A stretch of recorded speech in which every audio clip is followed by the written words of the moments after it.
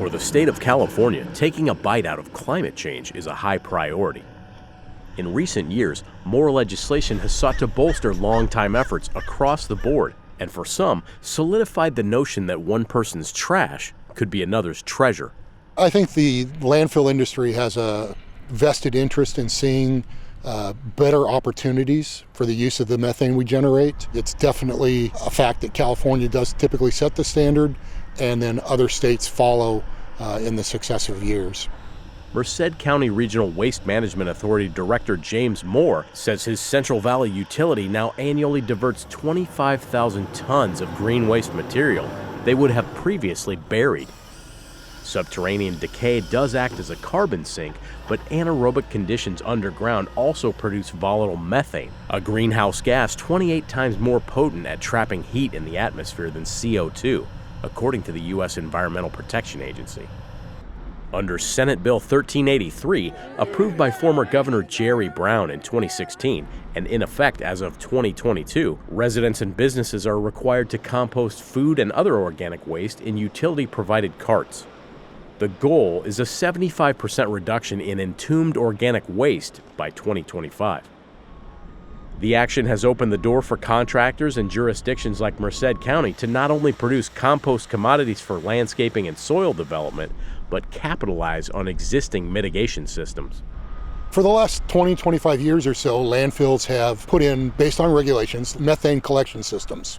In the last 20 years, it's become quite economical to capture that gas and use it either for energy generation or, under the new regulations today, renewable fuel standards, rather than just environmental control, burning it off or burying it. So there's an economic advantage to being able to put in these power plants or conversion plants and transform that methane into a renewable natural gas that can either be injected into the pipeline and used just like natural gas or be used to create fuel.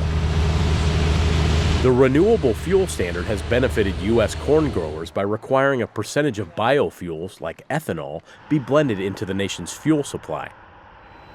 But the federal mandate also covers biogas, a cellulosic or next-generation source, which also qualifies to generate renewable identification numbers, or RINs. These credits are sold to major polluters like the oil and gas industry to keep their emissions in check. California's low-carbon fuel standard, a similar state program, may be stacked with RINs to provide a dual windfall, an enticing incentive for a state at the forefront of the shift from gasoline to electric vehicles. Some say biofuels can help bridge the gap. I think there's a real opportunity for biofuels, largely because they can be stored. If we shut down all the fossil fuel right now, the world would come to a screeching halt. We would starve, we would freeze. That's not the way we're going to be able to build a better world. University of California Merced Distinguished Professor Dr. Sarah Kurtz spent more than 30 years working at the National Renewable Energy Laboratory in Colorado. Her tenure in Merced has focused on integrating various energy sources to collectively drive down costs, with a focus on choice as opposed to government mandates. California is definitely a leader. They're doing some things very, very well. I do want to raise a concern that one of the ways they've done it is to say we want to do it at whatever cost, and we end up then, we have some of the most expensive electricity in the nation. If electricity prices go sky high, then who wants to electrify? UC Merced staff are tackling today's challenges from various angles. This area where we are in the Central Valley, there's a lot of generation of biomass, not only in the Sierras for the forest type of waste that is available, but also agricultural waste. Dr. Gerardo Diaz says biocircular economies keep money on the farm, and techniques like using livestock compost bedding made from sterilized manure solids can help cut methane and other objectionable byproducts. We were able to show that there's a reduction in odor from the dairy production, so that really helps to improve the quality of life of some of the surrounding communities, for instance. Sometimes people don't consider those things, but we have a large community of people that are either rural or disadvantaged communities or low income that are affected by some of these aspects. Entrepreneurs who've worked with UC Merced are harnessing the rising tide of energy incentives to help float dairy operations of all size and scale.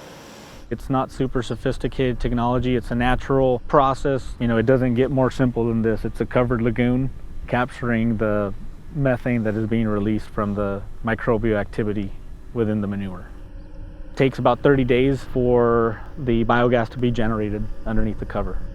Aligned Digester's general manager Omar Ramirez says after purchasing the proper equipment, similar systems can generate power at 9 cents per kilowatt hour, as opposed to up to 22 cents from a local utility.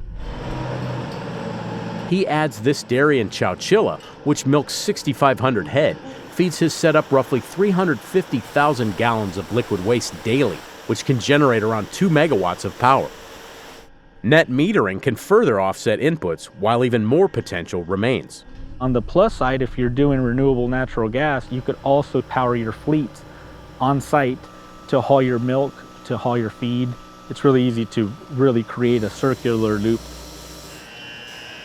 Critics charge this bevy of benefits encourages booming herds and exponential greenhouse gas.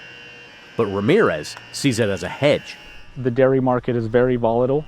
In our mind, it's dairy first, and how are we going to help the dairymen generate that additional revenue stream while helping the environment and also putting a little bit more money in their pocket for the hard times. For Market to Market, I'm Josh Bittner.